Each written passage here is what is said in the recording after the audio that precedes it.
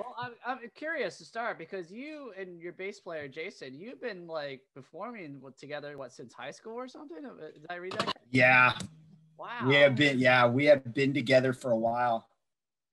that's amazing. So, what did you guys meet in high school and just kind of like liked each other's style of music and like let's start playing? Or Well, I was a freshman and I knew I was going to start a band, so as the freshman, I just was getting the lay of the land and finding out who out there, played rock music or who would be interested. And there were a lot of people that played, but Jason and I, we gave it a go, and we've been writing songs together, since my freshman year. That's amazing. It's really Wow. especially this day and age, man. So many bands come and go, but wow. So let's talk about your new album. Originally, it was supposed to be called Thrill Seekers, and actually, I was supposed to be at your album release party. I think was it back in end of March, I believe, or Yeah, right? it was March 2020, and as we all know, COVID hit, and boom, everything changed. And yeah, it was such a bummer. I mean, because we had such a great party planned, and I mean, I say it like it was a bummer, like everyone else in the world didn't have bummers also. So I know there were a lot of bummers then, but this one, man, I had put a lot of effort into it. I met you at the Rock or Heavy Metal Hall of Fame, and had reached out to you. I had you and a lot of other press coming down to do a red carpet thing for it, and then boom, done. No go. Yeah, I was supposed to be in Huntington Beach. I forget where, but yeah, you were playing that for a long time. I remember you asked me probably about months in advance about it. So yeah, months in advance. I had so here's the funny part is I was able to get everyone that I interviewed with on the Heavy Metal Hall of Fame to commit to coming to the release, and it was going to be a lot of fun. And we weren't able to do it, and the record came out this month, Friday the 13th, or no, not this month, last month, November to Friday the 13th. And right, Friday the 13th.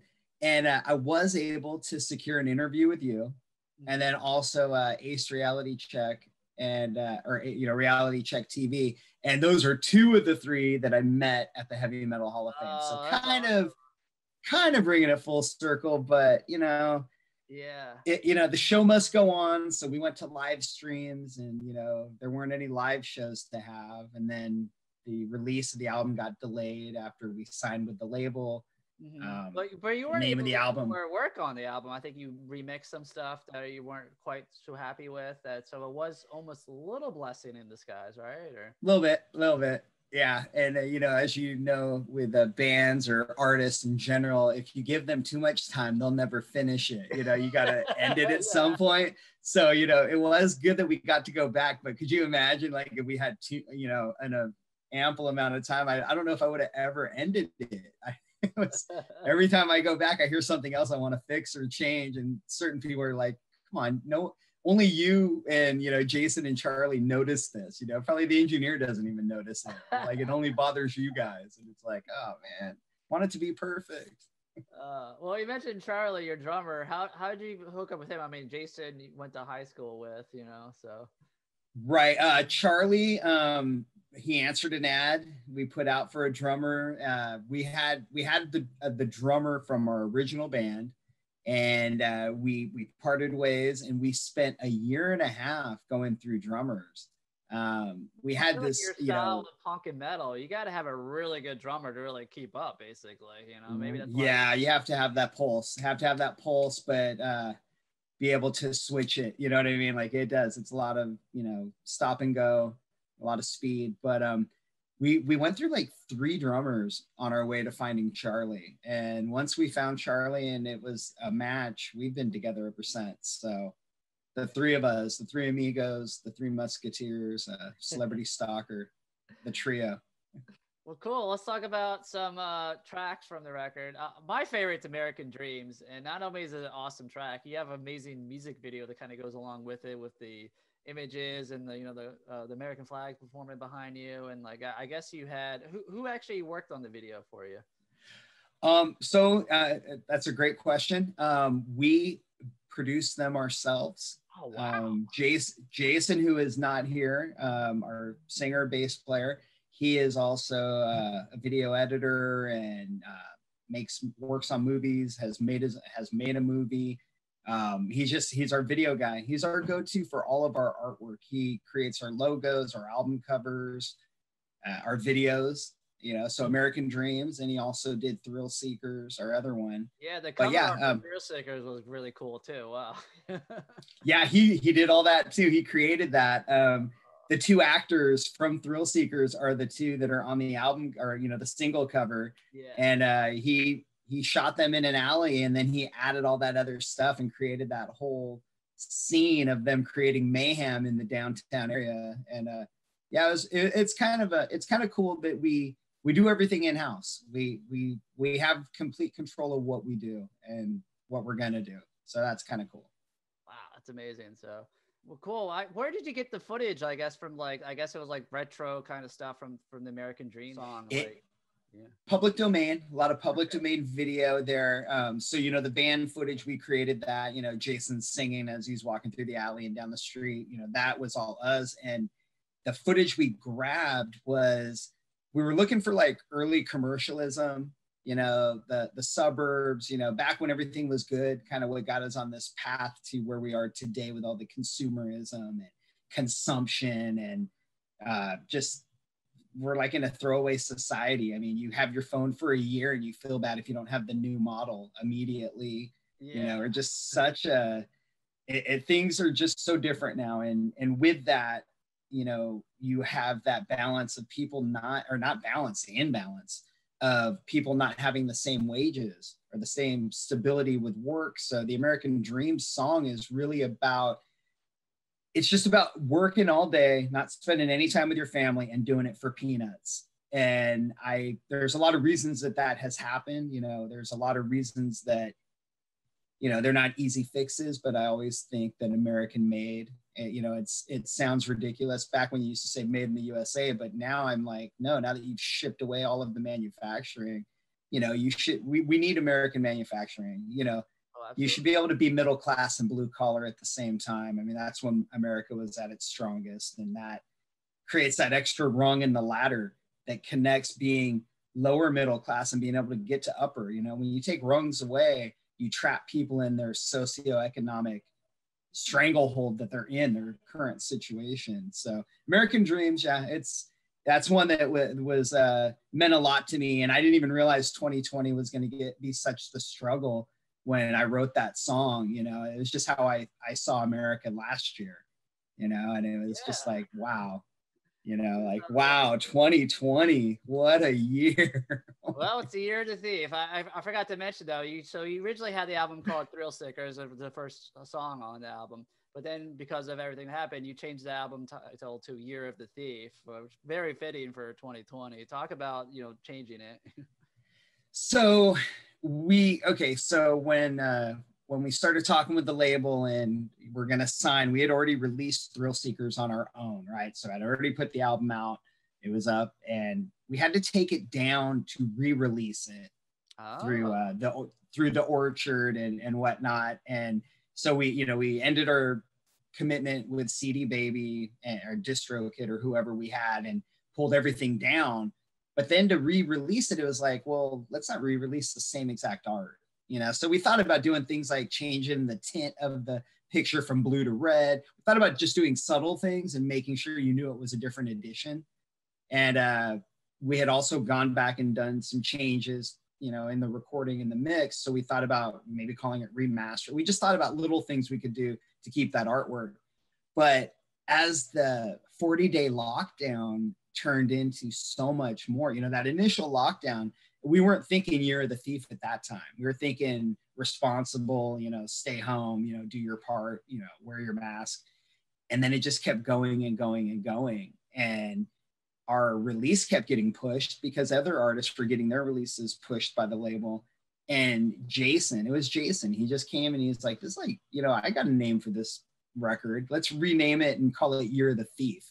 And I was just like, I wasn't sure at first, but it kind of grew on me, and I was like, man, it's just perfect. It is so perfect.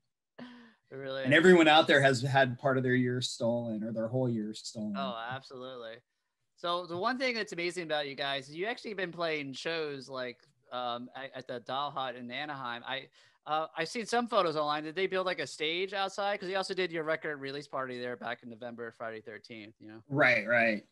Yeah, they have an outdoor stage and they are having shows. You know, it's limited capacity, obviously, and it's just an opportunity for people that want to see live music and people that want to play it to bring them together. I mean, it's a safe and sane environment. Bring your mask. You can see the stage either in the patio area or from the parking lot. So depending on your comfort level about being near other people, you can still see the band. Oh, so you can watch it in the car if you wanted to. That's cool. I'm sorry. That parking lot's fenced off, so you can't park there right now. It's fenced off so it could be an area to mingle. So gotcha. Instead of trapping you in the little doll hut, they took the whole parking lot that connected it to the next building, put up a chain link fence, and now it's like an open patio. Oh, so okay. Now you can, yeah. Because I've been there before. So you could be so you could have a crowd, and everyone's 6 feet apart. Cool. Yes. That's awesome. Yeah. Very nice. So, but it's still, I mean, I get it. It's still, risky depending on how you feel about, what your comfort level is, or if you've already had it. Who knows? Maybe you've already had it and you feel like, oh, okay, I'll be all right. I got the antibodies now. I don't know. Everyone feels different about it. Yeah. But it is as close as you can get to having a live show during our current circumstances, and like I said, it's on a small scale. It is the hope of maybe just keeping a scene alive during this year, yes. While we, until we can get back to normal, and who knows how many clubs we're going to lose along the way, how many promoters are going to move on to doing other things. It's one of those things that when we do it, I know I could get, called out for playing a show or supported. And it's like 50-50. The people that think I'm being reckless, it's the same balance as the people that are glad that we're doing it. People mentally, we need live music and everything. And I think if you could do it in a safe environment, I'm all for it, so which just sounds like trying to make it I understand why some people have an issue with it, so. Right. And then other people are really happy you're doing it and support you in doing it because we can't do something like that right now, and it's just, man, you don't realize how important, music is, or the arts, until you can't have them. And, the arts have been dwindling in schools. Programs have been shut down for years. So we're getting farther and farther away from it. And then you have something like the pandemic that just shuts everything down. And it's like, man, it's like, are there underground, plays going on? Are there underground ballets? Are there underground poetry readings? I mean, are we trying to preserve anything right now? I just think about the bands and stuff. I never think about the other aspects of the the art spectrum. Wow.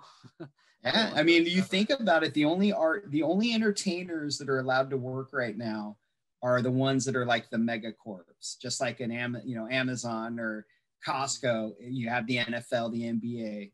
It's sports. It's the sports leagues are the entertainers that are getting pushed into work and given that opportunity. You don't see as much of that with the actors, with the bands, with anything else. And it's just like the whole industry of entertainment is hanging by a thread right now as far as what it's going to be when we come back and how long it'll take to rebuild.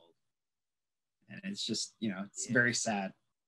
Well, before I let you go, is there anything in the works you're allowed to talk about? I mean, I know the album came out last month, or... Yeah, I'm glad you asked. So You're the Thief is available for purchase, for download, for streaming, Spotify, Apple, Amazon. You can check out our website. We'll have physical distribution coming up here in a matter of months. And with the upcoming announcement, we do have a single. It's not on the album. It's from one of our cult classic songs called Your Mom. And if you've ever seen us live, and if you're from the Orange County scene, you probably know the song. And we're going to be releasing that as a single with a music video. And that will be coming out on Valentine's Day 2020.